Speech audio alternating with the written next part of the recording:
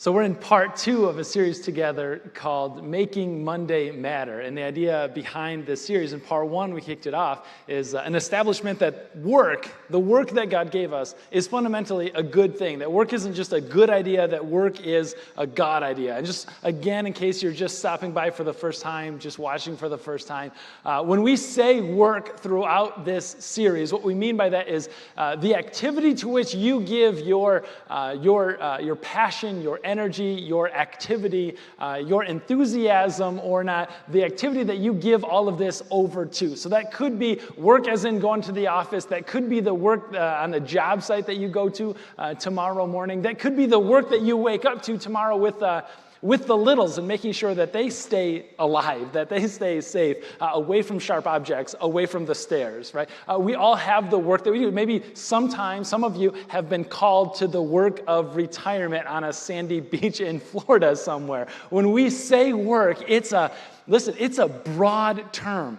And we want to make sure that it matters the most it possibly can. And so part 2, what we're doing here is discovering our purpose, is finding our why. And to kind of lead us into how important today's message, I want to share a story with you. When I was maybe middle school or high school, I played hockey, but not like the cool kids kind of hockey with ice and like travel teams and stuff like that. I played roller hockey in the summertime with my buddies. We had all the gear and all the pads. And some of you know a hockey player, and you know a hockey player by the distinctive aroma that comes out of that bag. You know what I'm talking about. Now imagine, instead of it being ice in wintertime, if it was like 80 or 90 degrees outside. I mean, it was a pungent aroma. And what we do is after we played, we take all of our gear, all of our stuff, and we'd empty most of a bottle of Febreze on it, and then spread it all out like on the back deck and just let the sun hopefully do its microbial thing on all the gear to at least take some of that aroma away. So all the gear is out there. We had a neighbor kid come over, and he just started like playing with some of the stuff, which is like, okay, kid, clearly like something is wrong with the sense of smell over here. You should know better, right? So he's playing with the gear, and then he found one particular item that was like let out to be disinfected. It's an athletic cup. Some of you know what this is. If you don't, it's an apparatus that protects boys and men from danger. And all of the gear is spread out on the deck. And this kid like picks up this one thing, and he's like, "What's this?" And everybody else is like, somebody's got to tell him. You know, somebody should tell him. And before anybody says anything, he goes, "Oh, I know what it is.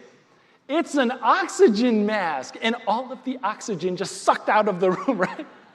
And puts a big whiff in. It's like, no! A memorable story.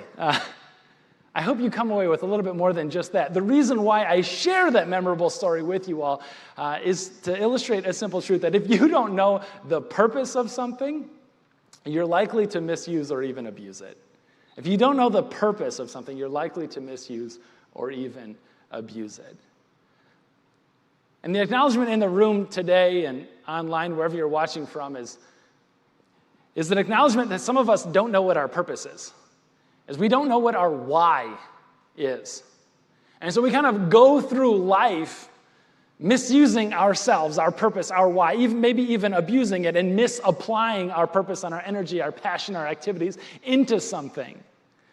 And what today is about is avoiding that. Finding your purpose, finding your why. Some of you show up to work, show up to jobs, and like you pour in, you invest in. I mean, you're like whole self.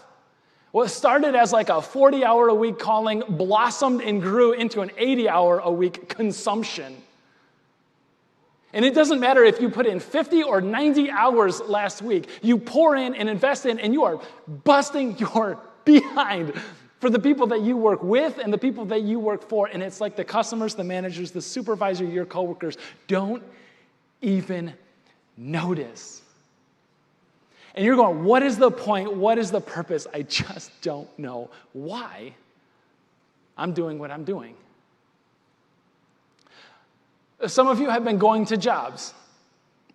And I mean that in the kind of way that you probably look at it. It's like it's not a calling, it's not a career. It's like a series of jobs, and I'm just trying to figure life out. I'm trying to figure myself out. And it's a restaurant job over here. It's an office job over here. Maybe it's a construction job over here. None of these things are like pointing in a particular line towards something. You're like just trying it and going, I don't know what I'm made for. I don't know what my purpose is. What's the point? What's the purpose? I don't know why I'm doing what I'm doing. Don't forget, too, that a work is more than just the thing that you get paid to do. So some of you, the work that you're doing, those littles, you did it, you kept them safe, away from sharp objects, away from the stairs, and now they're bigger. And now their attitudes are a little bigger as well. And they're in the tough work of establishing their identity and themselves apart from the rest of the family. And this is a good thing. This is a normal thing. I'm told this is a healthy thing. But also, as you're pouring in and as you're investing in, it's like nothing but rebellion and disassociation is coming. And you're going, what's the point? What's the purpose? I don't know why I'm doing what I'm doing. And maybe your life before God feels that way as well. Reading the Bible, going to church, watching online. I'm pouring in, I'm investing in. I don't feel the presence of God. I don't sense the closeness of God. My life doesn't feel all that much different than it did a month ago, 6 months ago. What's the purpose? What's the point? I don't know. Why? So throughout the series, we're trying to figure out what that why is. And that's really what today is about. Because John Maxwell said one time, once you find your why, then you'll find your way. So before we find the way, we're going to try to figure out what the purpose and what that why really truly is. Some of you for the last year or so, last 6 months in particularly, it's been really eye-opening. Because in the early stages of COVID times, during like panic and lockdown, there was fear and there was anxiety. I'm taking like the temperature of people. Kind of that's where we all were. But that at some point kind of like ebbs and flows. And then we kind of made peace with it and we made our new arrangements and we made our new schedules. And then we kind of got used to like being in and being closed.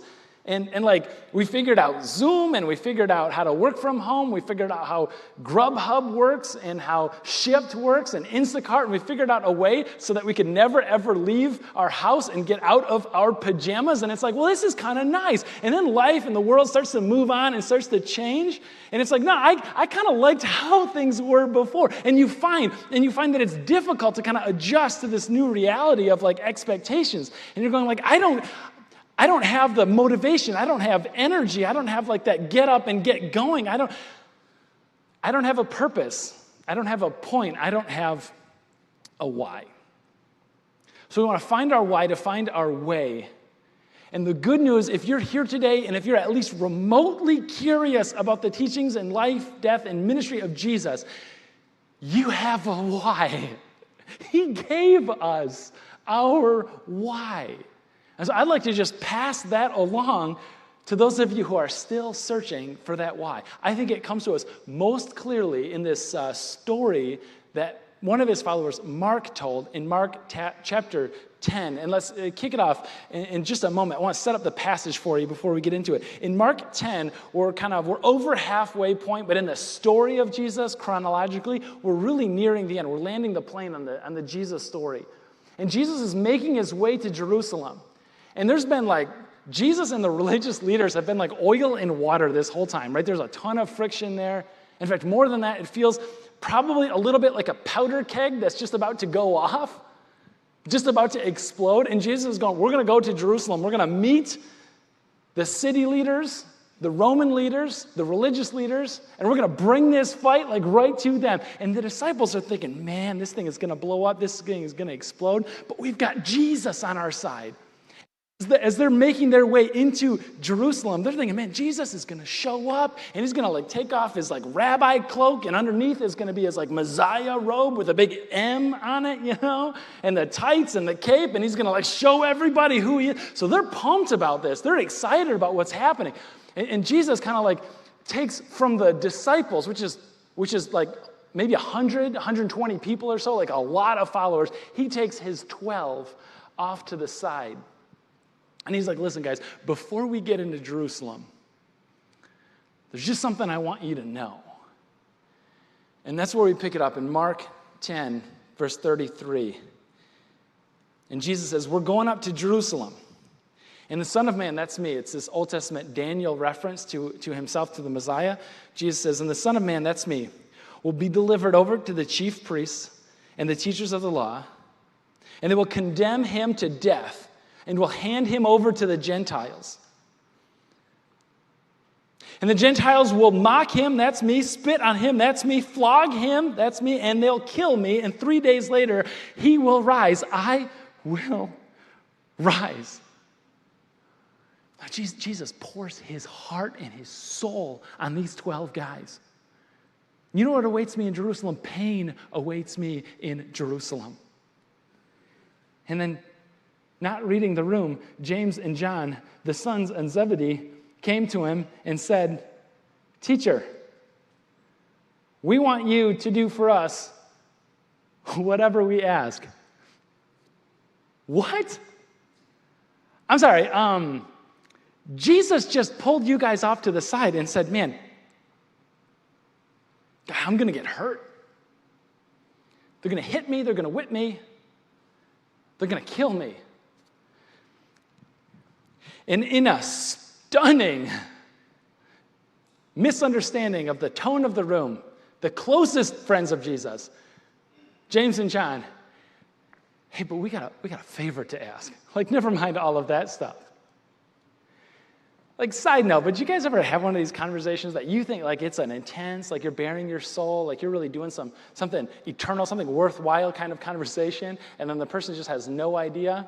If you're a parent, right, if you've taken care of young kids, you get this. We do this little Bible reading, devotional kind of thing. The Jesus Storybook Bible, highly recommend. Every story whispers his name. So I'm reading like an Old Testament story, right, like David and Goliath. And I'm telling my, at the time, maybe like 4-year-old, like, hey, like this is the deal, you know, like we're not David in the story, you know, we're not the heroes of our story. We're not Goliath, the villain in the story either, you know. We're like one of the Israelites, like cheering on our champion, and Jesus is in the valley fighting our battles, conquering the devil, sin, and death, you know. And we're saying like, go Jesus, you know, and he's going to rescue us. And I'm thinking like, I'm really getting through to this kid, right? And it's like this holy moment, and he's quiet, and he's like staring off, you know, into the distance. And I'm going, you get that, son? And he goes, I've got a question. I'm like, oh, yeah, this is good. He goes, you've got a weird big toe, Dad. It's not even a question. Okay, moment lost, like moving on. That's Jesus for these guys. He's bearing his heart and his soul in that moment. And they're like, yeah, but like we have a favor to ask. Now, Jesus, like a good parent, is like, okay, you know, like my job is to indulge you at least to an extent. So he does that in verse 36. Okay, what do you want me to do for you? He asked. And they replied, let one of us sit at your right and the other at your left in your glory. This is the favor. I know that you're going to die, and I know that they're going to hurt you, and I know all this bad stuff is happening, and honestly, we're probably going to check out for that part. We'll come back for the ending when the good stuff starts to happen. So in the ending, when the powder keg explodes, I just want the favor. All the pictures that we've seen of kings, there's somebody on one side, somebody on the other side. We'd just like to be the guys on either side of you, and all the good stuff happens. That's our request. Obviously, it's terrible timing that Jesus' heart would probably just break. I imagine there's a lot of anxiety in the moment when he's sharing these things with his disciples, but they miss all of that and just kind of go to the end. But beyond that, it's like towards the end of the story, and they still don't get it. You know, they still think that this whole thing is really centered around them. Like they are the center of the story, that they are the center of the universe, that they are Goliath down in the valley fighting off the evils of the Philistines. And Jesus wants to encourage them, and he wants to encourage us as well, and he just says, listen, your purpose isn't for just you. You don't find your purpose. You serve God's purpose. Your purpose isn't just around you. Your purpose isn't just for yourselves and the glory to sit on the right and the left. Your purpose isn't to binge watch Netflix. Your purpose isn't to scroll as many Instagram reels as you can or watch as many TikTok videos as you can. Like, your purpose just isn't about you. It isn't to become an influencer. It isn't to become a CEO or a famed author. Like, your purpose isn't just around you. My purpose just isn't just around me. And that's what the disciples, that's what they had to figure out when they're finding their why. It wasn't just about them. I've noticed something. I've noticed that a lot of us in our discovery or attempts to find our purpose, what we do is we try to become a great experimenter, and we try to go around and we try to try on as many purposes, try on as many whys as we possibly can. And we think that we can find our purpose. And so we'll go around, we'll try on a job and to figure out if that fills our bucket, to figure out if that really validates us.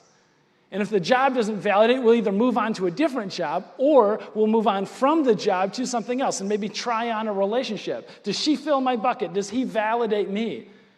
And we'll move on from the relationship if it doesn't work out from there. And we'll try on, well, maybe it's a status thing. Maybe it's a brand thing, you know? We'll try on different clothes or different labels and live into those brands. Does that fill my bucket? Does that ultimately, fully and finally validate me? And our whole life just becomes like this one kind of experiment from thing to thing to thing to thing. And we never go deep in on what God has asked for us. And what we're finding here is that the people, they don't find their purpose. They serve God's purpose, which is why when you look ahead at the people who ultimately found or ultimately achieved whatever it is that you set out to achieve, maybe it's popularity, or maybe it's prosperity, or maybe it's power. You finally go down those roads and you find out people at the far end of however popular you ultimately want to be, and you find out that there's this deep-seated insecurity even in that. And you're going, I thought at that level all of it would be washed away. No, it just has a way of growing. Or you go down that road and you find people who are powerful, more powerful and more influential than you ever thought that you could be. Yet on the far end of there's still misery there. They're still miserable over there. You're going, how can that be? You go down the road of prosperity, maybe financially, and they just have more resources than you ever thought. And you're going, okay, finally, they can have whatever. They can buy popularity. They can buy power. They've got it. But still, there's this hole. Why is that? Well, number one, you don't find your purpose. You serve God's purpose. And number two, is that, guys, you weren't made for this world. We weren't made for, you were made for heaven. And nothing in this world is going to fill the bucket that you were made for. So we got to stop finding the validation, the fulfillment in this world for something that ultimately won't be found in this world. Now, everybody else, right? They catch wind of this, that these two guys, James and John, pull Jesus to the side. Hey, can we be right and left? And they're indignant, right? Oh, can you believe these guys? Cutting in line like that, pulling Jesus to the side here at the 11th hour, fourth quarter, third period, at the end, they're trying to sneak and cut ahead of us. They're indignant, but they're not how could you possibly do that now? Jesus is bearing their soul. No. They're indignant because they're hey, what about me? Don't forget about me. Where's my place in all of this? And so Jesus goes, okay, we got to address everybody now. Hey, team meeting, huddle, let's come on in, verse 42. Jesus called everybody together and said, okay, important point. This is everything. You know that those who are regarded as rulers of the Gentile, you know how they lord it over them? And you know how their high officials exercise authority over them? You know how the world works? You know how like the people who are rich and powerful kind of like leverage that power on people who aren't, and usually on the detriment of the people who aren't? And like, you know how like the people who have all of this influence usually kind of manipulate or control the people who don't have so much influence, and they're like, yeah, no, we get that. And Jesus is like, you know how like the people who have all the stuff get more of the stuff because the people who don't have the stuff kind of watch all the stuff go to the people who have all the stuff. You know like how the world works? And the disciples are like, yeah. I mean, no, we get it, Jesus. We get it so much. That's why we wanted to be on your right and your left. And Jesus goes, good. I'm glad we're on the same page. You've seen this happen before. And Jesus looks them square in the eye. And one of these like dinner table kind of conversations, and he looks at him and he goes, 4 words, not so with you.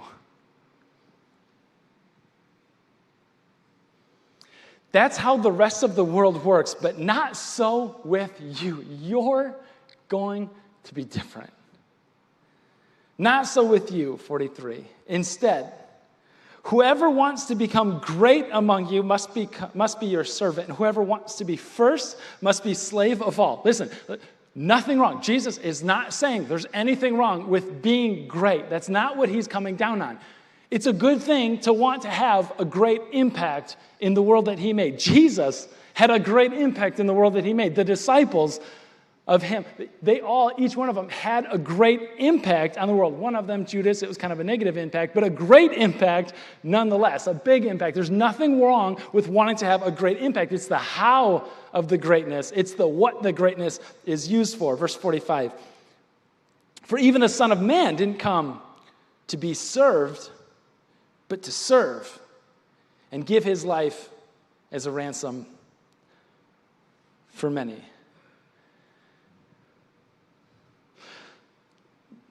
Jesus lands this whole thing and going, listen, you don't find your purpose, you serve God's purpose. And when you get to that place where you want to serve God's purpose, what it looks like is serving God's people. I mean, you know who got this message? The very joker who's asking Jesus if he can be on his right and his left in the worst timing ever. John gets this, man. He internalizes this.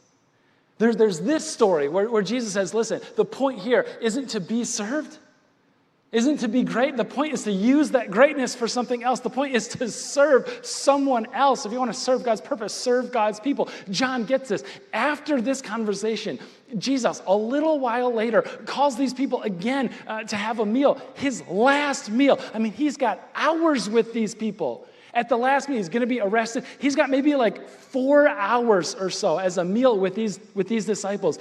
And he shows up, and they all walk in from the street, and they've all got like the fuel left over from horses out and donkeys out in the road. Like it's dirty. They've got crud on their sandals, like in their toenails and between their, it's disgusting, right? And somebody has to like wash those feet. And they show up to this last meal with Jesus, this holy meal with Jesus. And it's like, oh man, can you believe, like we forgot to hire someone to like wash the feet of everybody coming in. It's like the coat check guy. Like we forgot to bring somebody on. And Jesus is like, no problem, I got this. So Jesus like takes off his jacket and everybody's like, no, dude. I get the tone. I can read the room now. Jesus, please put the jacket away. Like I'll do this. He goes, no, I got it. And he gets down, and he starts washing the crud off from the disciples' feet, like one at a time. You know how long it takes to wash 24 feet, 12 pairs of feet? Some of you've been to like the foot washing ceremonies at weddings. It takes forever. Like Jesus is doing this one by one. He's washing the feet, and everybody is just watching this thing take place. For John, it left a mark. It left a memory. If I want to serve God's purpose, I'm going to serve God's people first. John took this saying from Jesus. He took that action from Jesus. In Acts chapter 6, a little while later, people are crowding in. busting through the walls to get to the disciples. Tell us about Jesus. We want to know about salvation. We want to know about eternal life. We want to find our why, find our purpose so we can find our way. Like tell us about him. And everybody around is like, well, there's one guy who spent more time with Jesus than anywhere else. And they're like, okay, where is he? Well, his name's John, and we actually can't get him away from the widows and the orphans to tell you about Jesus right now. And they're going out to John and be like, hey, man, I know, like, God cares about the widows and the orphans, and God cares about the hungry and the needy, but, like, John, somebody also, like, kind of has to tell them about Jesus, right? So can you do that, John? You're uniquely qualified to tell them about Jesus. And John's like, no. I learned my lesson. I figured it out. I'm not coming away from the widows and the orphans and the people who need me. I'm going to feed the hungry no matter what. And they're like, John, seriously, dude, you are in a position. We need you to tell them about the resurrection. Somebody has to do that. It has to be. We'll find somebody else to do this job. And he said, no, I'm not going to leave. You guys, the office of deacon in the church was created as a direct result of this principle right here. That if you want to serve God's purpose, serve God's people. They couldn't get John away from the poor and the widows and the orphans for long enough to tell him about Jesus. We'll create a new thing to take care of that John. John gets it. You want to serve God's people, you serve God's people. John gets it. Some of you get it. This is kind of like a little this is like a business tip, I guess. Not from me. I don't know anything about becoming an influencer. I've got like 18 Instagram followers. It's amazing, right? Just pictures of my kids. I don't know anything about an influencer. I don't know anything about being a CEO. I don't know anything about being a New York Times bestseller author. I don't know about being a CEO or administrator. I don't know about so many things. I started a church because Jesus said he will build his church and the gates of hell won't prevail against it. So I'm like, I'll just do the one job that God literally said, I'll do it for you. Easy way out. I don't know about those other things. But I talk to many people, I talk to many of you who do know about those things. And it's like lesson number one is when you start off, you think like, I gotta get rich, I gotta get successful, I gotta get promoted, I gotta sell books, I gotta gain followers. And it's like across the board, people who are in those positions will say, no. You don't get to be CEO, you don't get to be a bestseller or an influencer, verified status. You don't get to that level just by trying to get to that level. You get to that level by serving people. You get to that level by creating content, a YouTube channel, a following that helps people. You get to that level by creating a product that serves people and helps people out so much that they want to like buy the thing. And then eventually they buy the thing and they're like, this is a really good thing. And they tell their friends about the thing and then they come and buy the thing. And then you got to like hire some people to like help you to make the thing and to market the thing so that more people can hear about the thing and buy the thing. And the whole thing is really, really God honoring at its heart. But you're not just doing it to get rich or to move a lot of product along. You're getting it to help people out, to serve people. You want to serve God's purpose. It's universally true. Serve God's people first. Now, some of us, like looking for our why, searching for our why, we understand that idea. In the like shutdown time of things, like when fear and panic, and we didn't really know what to make of what. And so while the church for that brief time was online exclusively, like I got to like bump into some people, and we'd like kind of micro connect at the grocery store and just be like, how's things going? Is it all right? Yeah, okay, I'm Dirk, but mask check. Okay, yep, I'm Dirk, and you're so-and-so. And we'd like meet up this way. And I would ask, what do you miss? I miss church so much. What is it about that you miss? And I'm thinking, it's probably these fantastic messages, right? Like being here, with people. That didn't come up. Not bitter. That's fine. I get it's probably the music. Nothing beats like a live and in-person worship experience that really can't be exported online all that well. It's very difficult to do. It's probably singing praises to God in person. It's not that. What I most got in return from one individual in particular, Dirk, what I miss is serving. Specifically in Next Gen. I miss seeing kids come through these doors, and I miss what a great opportunity it was to tell them about Jesus. I miss it. You want to serve God's purpose. Start serving God's people. You find that why, and he'll make the way pretty clear. Last weekend, a group of people kicked off a run for the Grand Rapids Marathon and half marathon. In the spring, a running group got started for Team World Vision and Team Encounter. And I want to celebrate, I want to recognize some of these individuals. It's a pretty cool story. You see, what they discovered along the way and what I discovered along the way is that there's many places in the world where people don't have access to clean drinking water. And so this group said, we're gonna do something about that. I want my heart to break for the things that break God's heart. And so they said, listen, if the problem is that people have to walk sometimes 4 miles to get to drinking water, clean or not, we're going to do something about that. It prevents these kids from being in school, learning new skills, jobs to better their life. At worst, it means a mortality rate of 50% of ages 5 and under.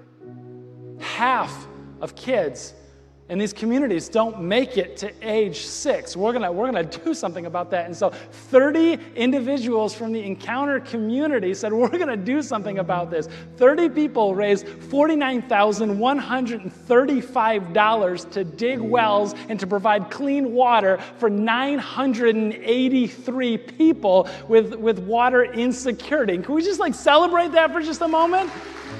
It is so cool. I love that.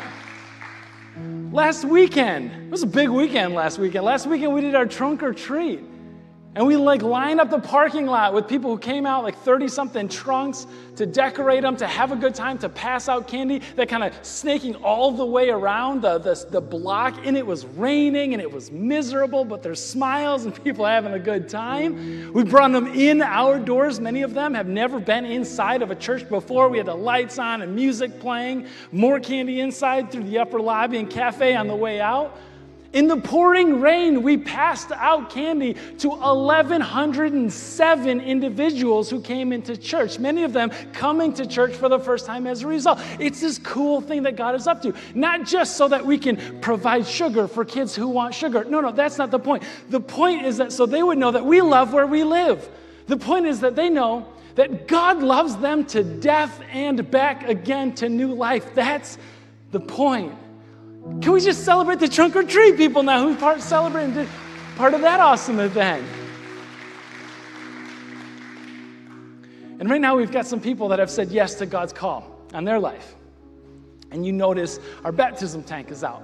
And you've been hearing us talk about baptism weekend for a little while now. And right now what we want to do is we want to celebrate what God is up to in the lives of these individuals, of saying yes to showing the world that they have found their why, that they've found their purpose, and it's to serve God's highest purpose. So let's stand up right now if we could, and let's celebrate some baptism. Let's go into some times of singing and some praise. As we get into this, Meredith, I would love for you to invite you to come on forward. And as she makes her way forward, I'd just like to read her story here. Meredith shared a little bit of it, and she said that she started her relationship with Jesus as a kid. Growing up, going to churches most of her childhood. During that time, she got very involved with a youth group in Pennsylvania. Her walk with Jesus, as all of ours have, if we're honest, had ups and downs and doubts along the way. But she writes, doubts no longer. Today, she is taking this courageous step to show the world that she's been raised with Christ.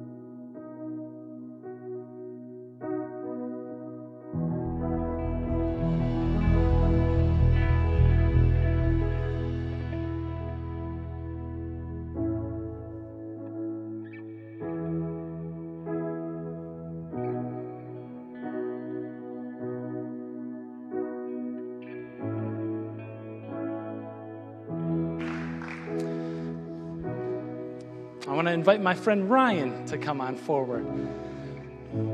Ryan shares a bit of his testimony. He said that, I was always in church. I sometimes felt distance from God. Sunday morning just didn't translate into Monday.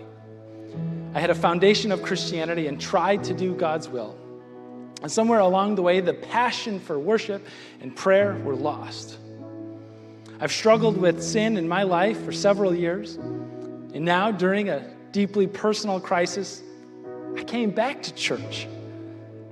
I felt spiritually refreshed and in a period of new growth. I recognized the need to have the vertical relationship with God before I can have the horizontal relationship with friends and family. My personal testimony is that God loves me and sent Jesus to go to the cross for me. And today, Ryan is taking his courageous step to show the world he's been raised with Christ.